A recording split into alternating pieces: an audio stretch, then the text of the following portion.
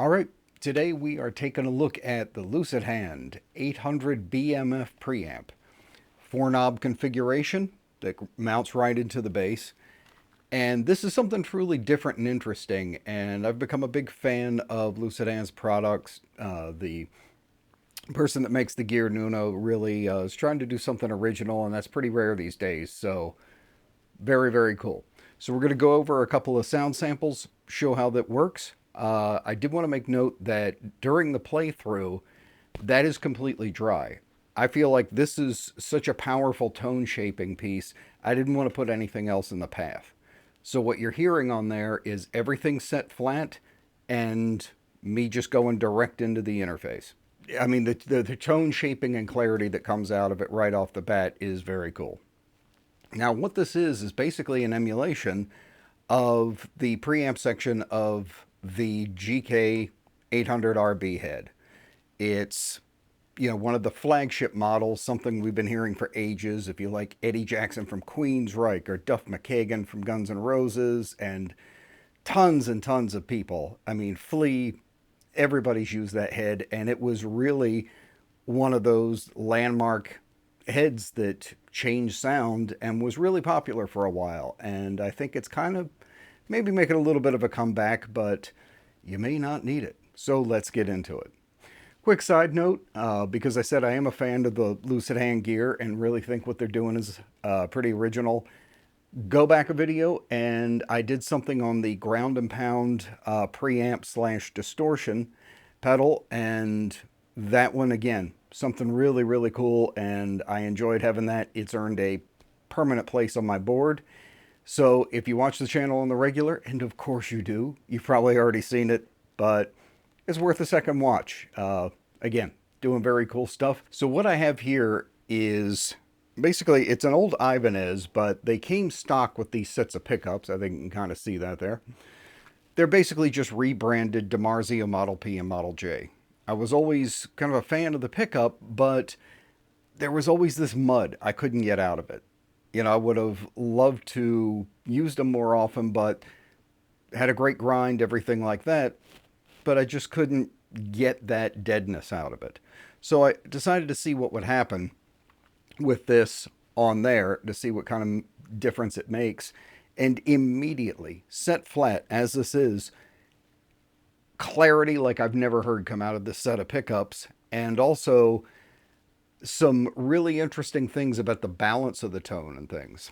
One thing I noticed right away is, I'm sure you know, as you go up on the neck, your notes tend to get more of a woofed out sound. They become rounder, and they don't give you don't get quite the clarity as you do on lower notes where you hear a lot of overtones and that type of thing.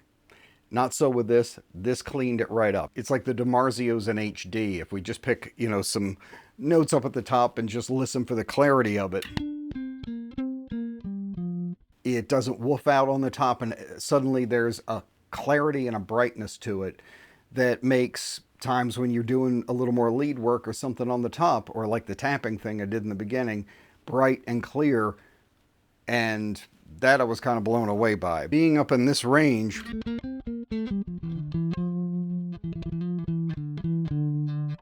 being able to hear all the fret, little ticks, and having a good set of brilliance in it in the overtones, that's amazing. So without doing anything, the clarity of the instrument, it just does something special. So let's take a look at this. And I know you're saying, Rodney, why don't you have any knobs? Well, it's because Rodney doesn't think ahead all the time. I know, stunning, but I didn't realize that the knobs I had on the bass didn't fit the pots that the preamp came with, so I need to order new ones, and they're not here yet. But I actually think this serves a purpose that's pretty good, in that because it would be black knobs, you wouldn't see it as well, whereas this, you can see exactly what I'm talking about as we go through.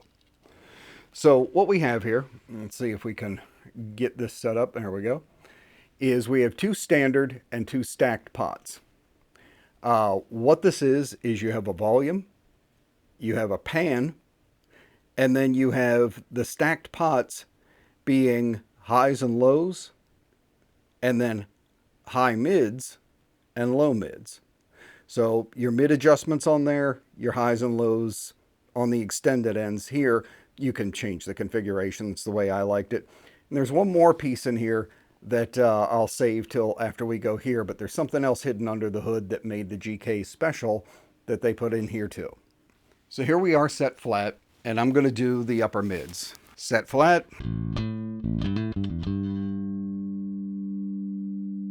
Upper mids all the way in.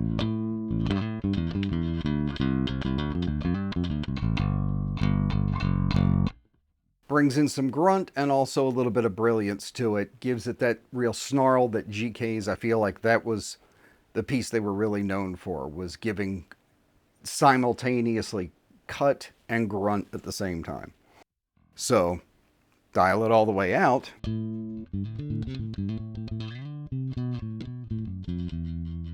Way more subtle. We're cutting about, I believe it's 1K. So now we look at the lower mids again.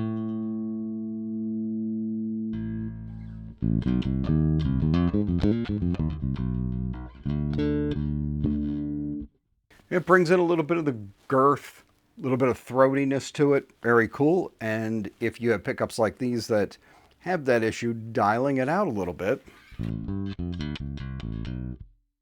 gives, allows the upper mids and treble to sit more and cut some of that that low area kind of junk out of it.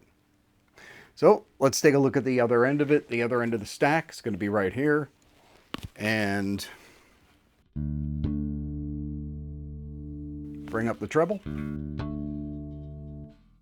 Hear how much of the, it's almost like you can hear the bass breathing. Just every little detail in there.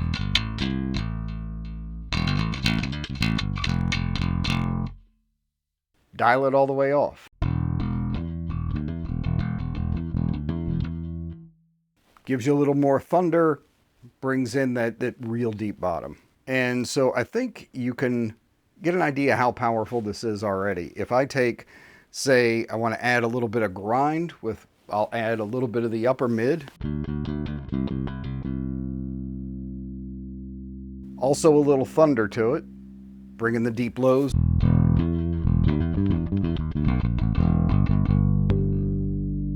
So I think you can already see how much variability you're capable of with this, and there's something I still haven't touched yet, but we're getting there. But let's dial in something real quick, just make an overall adjustment, and what I'm going to do is bring up the lows a bit.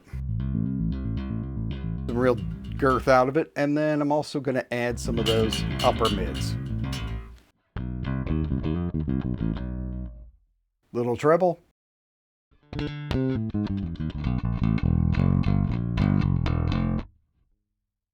That to me, just, it cuts everywhere. You've got the up on top, bright, stable, no woofiness.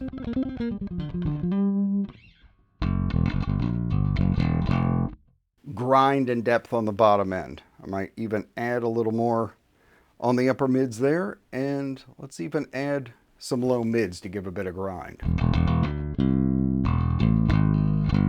Great sound right off the bat. I'm not plugged into an amp. I mean, you could go stage ready just with this tone and the amount of coloring you can do. So there's also a hidden feature here. One of the things that made the GK also a little extra special was it had a set of selectable notch filters. And one of them, and the most used, was a scoop filter. And tons of players did it a lot.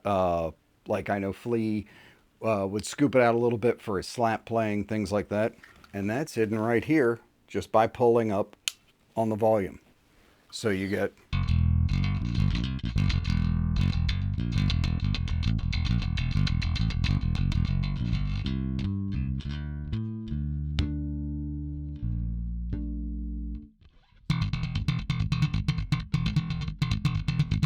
so now it's like you have a whole new palette of sounds that you can EQ the scoop filter, adding in some upper mids.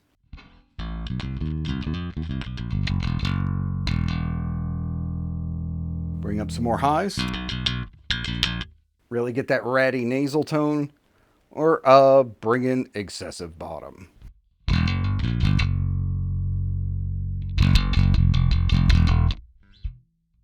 Fantastic. So you've got 4 controls that can be used with the scoop filter or without it. So if I left these as they are and then took the scoop filter off, you can hear the difference it makes. So I can either use that scoop notch filter and run the EQ and get my tone, or I can pop that EQ back in, have it set standard, no scoop, and now I've got a whole new palette of sounds that I can apply those EQs to. I mean, the amount of detail, that's why I'm not going quite as shreddy as I have in some other videos. I really want to get into the detail, the sound of these things, because you get that. Here you can hear the fret noise, you can hear the click, you can hear my hand bouncing off of it.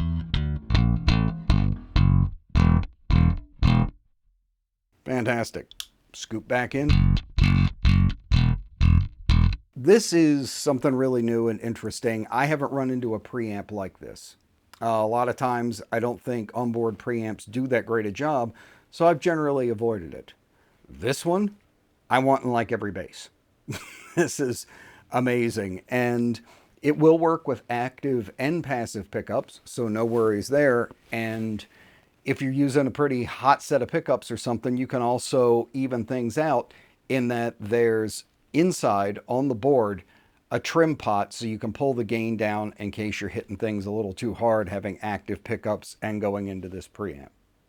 So I'm definitely going to try this out. I may do something else with it to just test some things and do some new fun experiments and things, try it out with an active set, or go to my current, PJ favorite being the EMG Geezer Butler setup.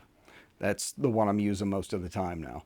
So maybe there'll be a couple more clips coming up and things, but I wanted to keep this pretty brief and simple, but get to the point and let you hear everything. I've never seen somebody put an actual emulation of a head inside of a bass. So yeah, it's kind of interesting having a bass that, especially for rock and metal styles and things, I think it really shines, and you can show up and plug into a DI and go and have a totally legit sound that you can get grind and clarity and depth, or you can do, just some nice stuff with